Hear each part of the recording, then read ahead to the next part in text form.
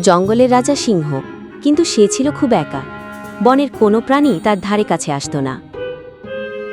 জঙ্গলে একদিন জল খেতে গিয়ে খরগোশকে দেখতে পায় সিংহ। প্রথমে বনের রাজাকে ভয় পেলেও ধীরে ধীরে সাহস পায় খরগোশ। সিংহকে গল্প বলে হাসায় খরগোশ। খুশি হয়ে যায় সিংহ।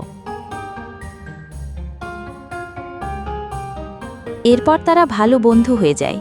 এখন বনের সব জন্তুরা দেখে ভয়ঙ্কর সিংহ হাসছে খরগোশের কৌতুকে।